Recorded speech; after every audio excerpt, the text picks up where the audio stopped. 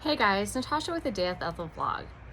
So Kreig, I was a huge fan of her years ago, and I just was enamored with all of her kind of angst love stories. I was truly beyond excited. I haven't been reading here lately, and I was so excited to see this book on my Kindle, timestamps. And let's just say, this story took me back, and I actually read this to my husband, and my husband's my best friend, and he's 20 years older than me. And this story hit home to us, and everything that this beautiful couple was going through, we've always said, what would we do? What would our journey be? What would our glimpse of our times stamps be? Would it be this memory or that memory? And what would we do?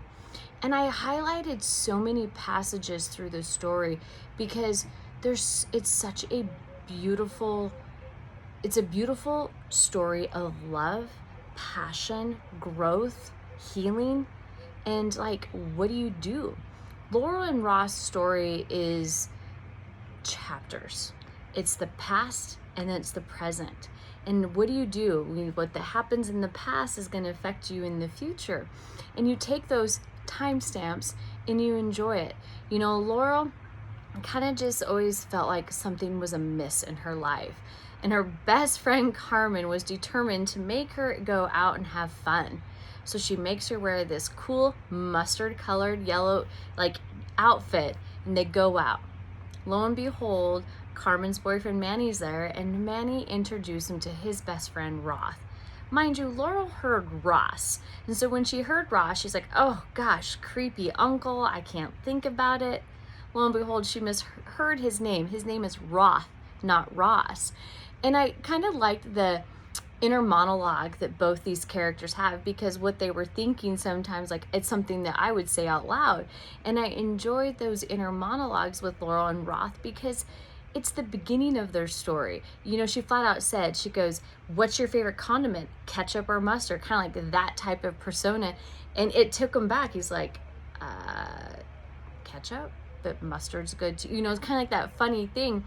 And why I laughed about it is because when you've been feeling like heartache and you feel like you're not the person people are staring at, you feel like you're the person people are making fun of, he saw through that. He saw this beautiful person. Roth saw Laurel as his one and only. And he felt like this connection and this beautiful captivated moment with Laurel, and he wasn't going to forget that. And he even said that over and over as you read their love story, you know, from the back to the future to the present, you see that their love was so strong, and it was palpable, and it was emotional, but it was just something that you look at it and you're like, that's the love that I want. And I may have it, but that's the love that when you're with somebody, you want those moments, you know. And they're on their adventures and they're seeing the stuff, and he listened, he heard something that she said on their very first date that she wanted to do. What does he do? Years later, he replays that thing that she said and does it for her. It's that big, huge, grand gesture. And at that time, I was just like, I was awestruck, because you read Roth's love, and you felt like he truly put Laurel on this pedestal and would do anything for her, and vice versa. Laurel would do anything for Roth. You know, he helped her kind of like go through some emotions with her mom. Her mom was kind of this not a really nice lady, and his family was so opening and welcoming to me.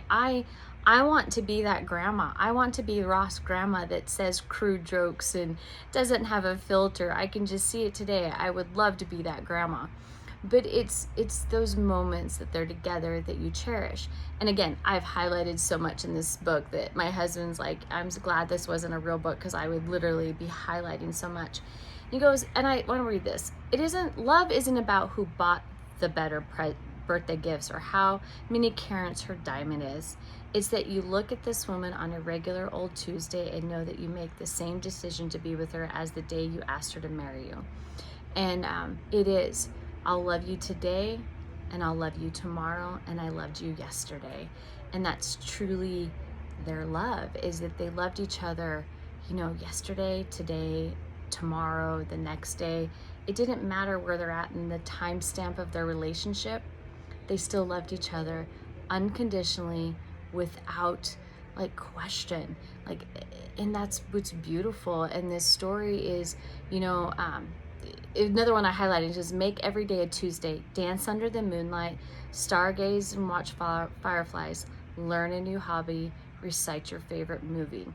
And it's just, he said it, I'm so in love with you. All that you are is all I'll ever need, and there's absolutely nothing that can change my love for you. And it didn't matter whatever was going on in their life, if it was, you know, tragedy, or if it was absolute joy with hanging out with Carmen and Manny, their love was always there. Their bond was time stamped, and it's beautiful. And I truly, truly am emotionally attached to this story. And I think that it's important that if everyone had a chance to read the story, you should read it, because it's going to stick with you forever. It's one of those like meat and potato story. It's going to stick with you because you're going to go back and you're going to replay those special memories you have with that special someone. KL Kreig, you're beautiful. Thank you so much for the story. Enjoy it and get it.